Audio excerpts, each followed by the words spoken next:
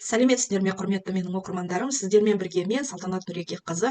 Мен бүгін бастауыш сыныптың бірінші, екінші сыныбында теңдеу шешу тақырыбын қалай жеңіл түсіндіруге болады, сол туралы айтамын. Менің YouTube каналыма жазылып тіркеліп қоюды ұмытпаңыздар. Мен болашақта өзімнің тәжірибеме сүйеніп, бастауыш сыныпта оқытудың әдістемесі туралы түрлі видеолар түсіріп тұрамын.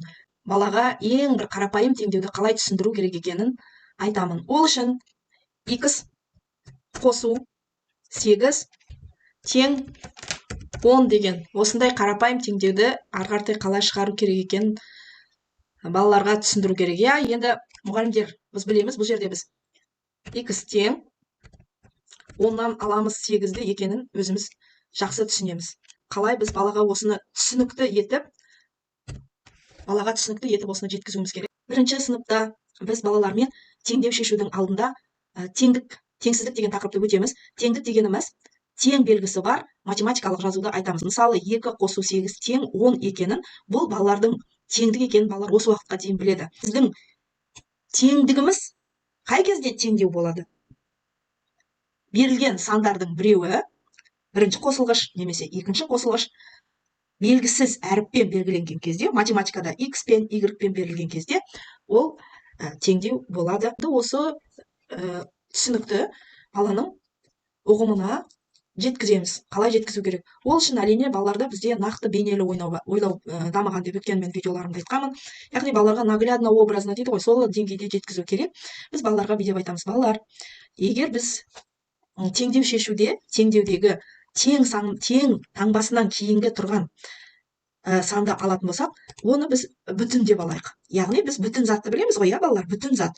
Бұл жерде 10 бізде бүтін болып тұр. Яғни оны бүтін алма деп есептейік. Ал балалар, бізде одан басқа бөліктер бар, бүтіннің бөліктері бар. Қарайықшы, бізде x бүтіннің 1 бөлігі, 8 бүтіннің 2 бөлігі. Мына алманың 1 бөлігіне x деп жазайық. Бұл алманың 1 бөлігі. Мынау алманың екінші бөлігі. Оған біз 8-ді жазып қояйық. Бізде негізінде бүтініміз белгілі ғой. Бүтініміз белгілі. Біздің бүтініміз белгілі болып тұр, 10 болып тұр. Ал бізде бірінші бөлігі белгісіз, екінші бөлігі белгілі. Ендеше не істеуге болады? Қалай ойлайсыңдар, балалар, деп балаларға сұрақ қоямыз. Сол кезде балалар айтады: егер біз бүтіннен бөлікті алатын болсақ, бір бөлігін алып тастайтын болсақ, екінші бөлігі шығады. Дұрыс айтасыңдар, балалар. Біз бөлікті табу үшін бүтіннен белгілі бөлігін алып тастаймыз. Азайғышы белгісіз немесе азайтқышы белгісіз теңдеуді шығару кезде балаларға былай істеуге болады: y алу 4 тең 8 деген теңдеуді шығарып көрейік. Балалар, біз сендермен алманың мысалында білеміз. Бұл жерде бүтіні қайсы, бөлігі қайсы деулер кезінде бізде бүтін әр қашан бас жағында тұрады. Теңнен кейін емес, ең басында тұрады, теңдеудің басында тұрады. Және біз одан азайтамыз жартыны. Бүтінен жартыны азайтқан кезде бізде шығады.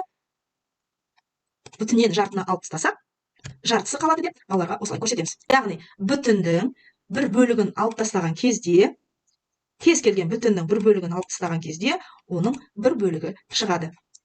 Естеріңе сақтаңдар, балалар. Ортасында азайту таңбасы бар теңдеу шешу кезінде бүтін бөлік әр қашан басында тұрады. Бізде бүтінін көрсетейікші. Міне, бүтіні мынау. Бүтіні мынау бөлік.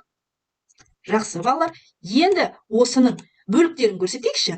Бөліктері мынау бірінші бөлігі, мынау екінші бөлігі. Мынау бірінші бөлігі, мынау екінші бөлігі. Жақсы, балалар, сендер бүтін бөлігін жақсы көрсетіңдер. Не белгісіз теңдеуді қарайықшы. Теңдеу бойынша бізге нені табу керек? Біз бірінші бөлік пен екінші бөлікті бір-біріне қосқан кезде, бөліктерді қосқан кезде бүтін шығады. Ол y тең, біздің бөлігіміз 4, оған қосамыз екінші бөлікті 8. Сонда бізде осы теңдеудің іздеп отырған бүтін санымыз шығады екен. Бүтін санымыз қаншаға тең деп ойлайсыңдар? Балалар, бүтін санымыз 12-ге тең. Оны азайғышы белгісіз теңдеу айтатынбыз. Азайғышы белгісіз теңдеуді табу үшін жаңағы бөліктерді қостық. Осылай түсіндіреміз. Кейіннен бала бірнеше рет осылай әбден түсініп алған кезде айтамыз: балалар, азайғышы белгісіз теңдеуде айырманың мәніне азайтқышты қосамыз деп түсіндіреміз. Азайтқышы белгісіз теңдеу алып көрейік. Мысалы, 9 азайту x тең 3 деген азайтқышы белгісіз теңдеу айта кетейік. Балаларға дәл осы теңдеуге келген кезде біздің балалар уже теңдеудің не екенін кішкене біле бастайды. Қосылғыш қосындының мәні азайғыш азайтқыш айырманың мәні деп бұл жерде қандай компоненттің атауын атаңдаршы деген кезде бұл азайғыш. 4 бізде азайтқыш, 3 бізде айырманың мәні деп балалар түсіндіріп бере алады. Бізде бүтін әрқашан азайту таңбасында ол басында тұрады. Бүтін басында тұрады. Егер қосу таңбасы бар теңдеу болса, бүтін теңдеуден кейін тұратын. Азайту таңбасы бар теңдеуде бүтін басында тұрады. Жақсы, енді бізде одан басқа x пен 3 туралы не айта аласыңдар? X бізде бірінші бөлік, 3 бізде екінші бөлік. Жақсы, ендеше бізде нені табу керек екенін орналастыра кетейік. Осыны өзіміздің алмалардың мысалында орналастыра кетейік. Яғни бізде 9 бүтін бөлік, алманың бүтінін білеміз. Одан алу керек, бір бөлігін, белгілі бір бөлігін алып тастау керек. Сонда бізде қалатын бөлігі 3 екен. Ережені есімізге түсірейікші. Бөлікті табу үшін не істейміз? Бүтіннен белгілі бөлігін аламыз. Ендеше жазамыз. X тең 9 бізде бүтін аламыз. 3 белгілі бөлігі. Біздің іздеп отырған бөлігіміз қанша екен? 3 екен. Екінші сынып математика, екінші сабақ, 22-ші сабақ. Бұл жерде теңдеу шешу берілген, иә? Теңдеулерді салыстыр және шеш.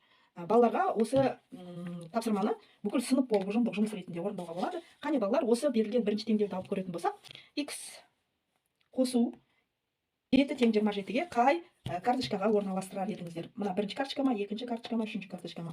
Иә, бұл теңдеуде 27 бүтін болып тұр. 27 бүтін.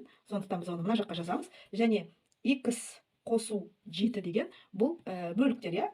Бір бөлігі, мынау екінші бөлігі деп. Мынандай тағы бір теңдеу алып көрейік.